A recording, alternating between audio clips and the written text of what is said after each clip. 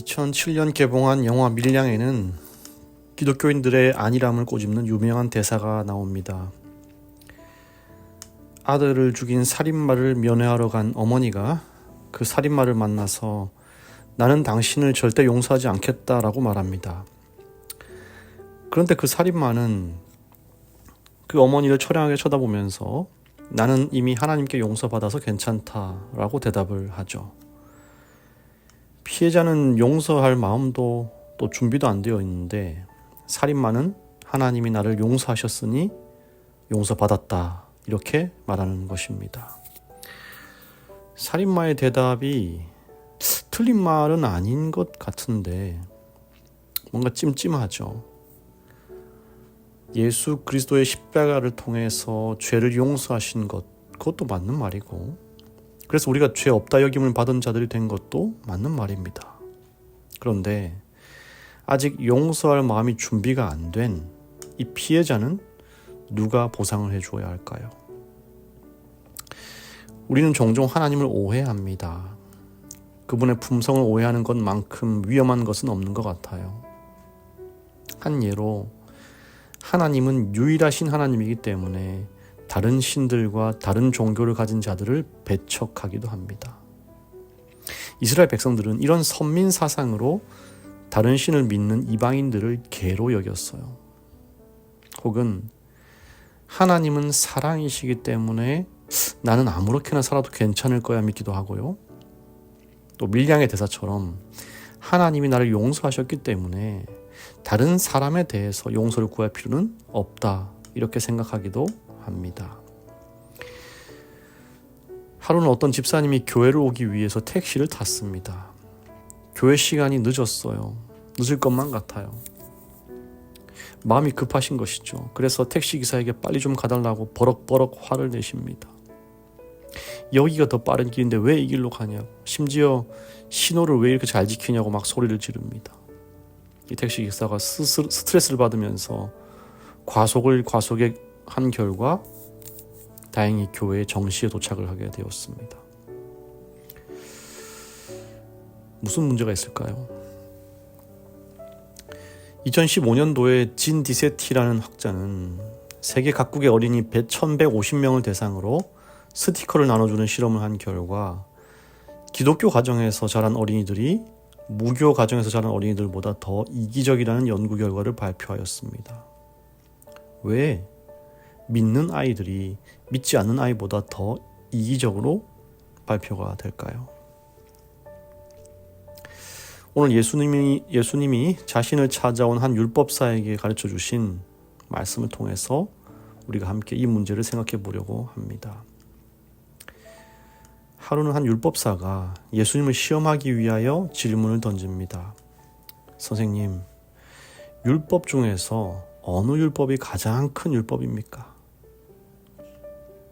이 질문의 의미는 당시 이 바리새인과 율법사들이 하나님의 계명들을 중요도에 따라 순서대로 배열해놓고 지키기 위함이었습니다. 그래서 중요한 것은 잘 지키고요, 상대적으로 덜 중요한 것은 좀 설렁설렁하면서 중요한 건 하지 않았습니까?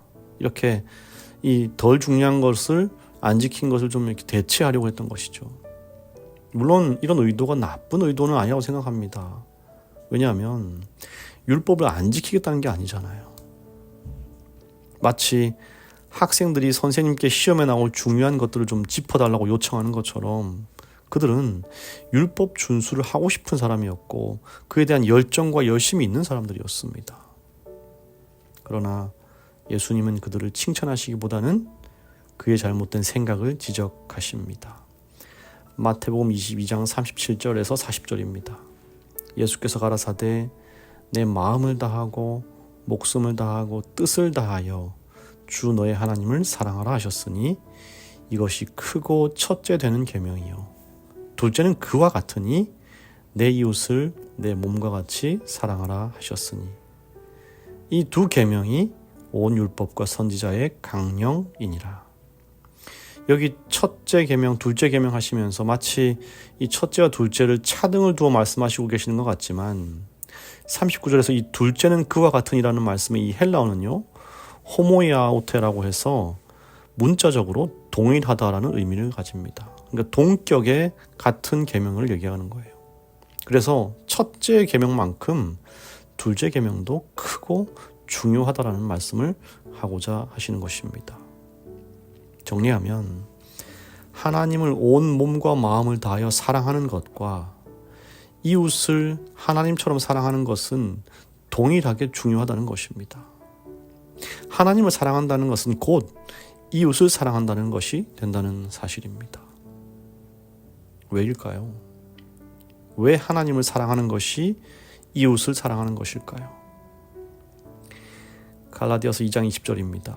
내가 그리스도와 함께 십자가에 못 박혔나니 그런즉 이제는 내가 산 것이 아니요 오직 내 안에 그리스도께서 사신 것이라. 이제 내가 육체 가운데 사는 것은 나를 사랑하사 나를 위하여 자기 몸을 버리신 하나님의 아들을 믿는 믿음 안에서 사는 것이라. 회개하고 침례를 받고 그리스도와 연합한 자들의 속에는 이제 그 안에 내가 사는 게 아니라 누가 살아요? 예수가 살아요. 그분이 나를 주장하고 나의 인생의 주인이 되어 이끌어 가세요. 그것에 순복하며 사는 것이 그리스도인입니다. 그러니 하나님을 사랑하는 자라고 한다면 마땅히 그 안에 하나님이 거하시는 분이고 그분의 품성의 열매가 우리 삶에 맺히게 되는 것입니다. 예수님이 이렇게 말씀하십니다. 마태복음 25장 40절에요. 내가 진실로 너에게 이르노니 너희가 여기 내 형제 중에 지극히 작은 자 하나에게 한 것이 곧 누구에게 한 것이라고요? 내게 한 것이니라. 내 이웃과 내 형제에게 한 그것이 바로 예수님에게 한 것이라는 사실입니다. 나를 포함한 우리 이웃, 우리 형제들은요, 사실은 그 한 명 한 명이 다 예수님이 십자가에 못 박혀 피 흘리심으로 살리신, 예수님이 생명 바쳐 살리신 소중한 영혼들인 것입니다. 그러니 주님을 믿고 따르노라고 공언하는 자들로서 어찌 사람을 미워하고 사람을 욕하고 사람을 손가락질 하겠습니까? 하나님을 사랑한다면요, 당연히 사람을 사랑하는 것입니다.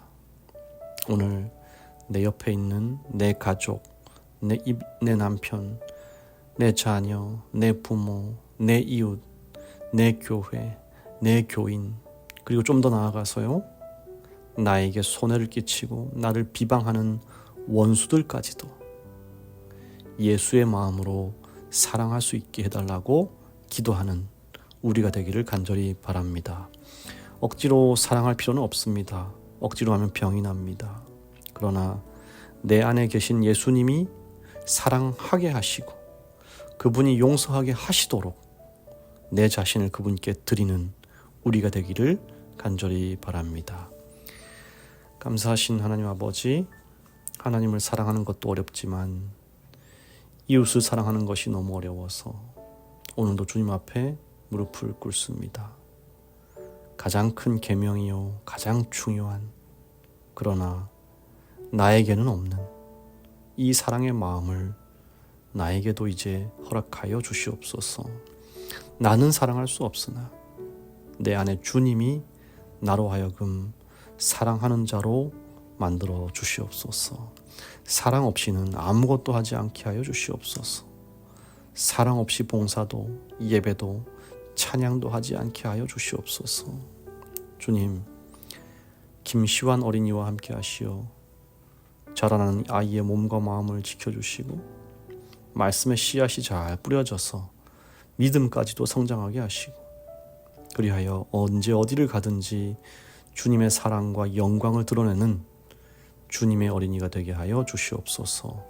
겸손하게 하시고 부지런하게 하시고 말씀의 원칙에 굳게 서는 아이가 되게 하시고 다른 무엇보다 삶의 목표가 주님을 향하게 하여 주시옵소서. 예수님의 이름으로 기도합니다. 아멘.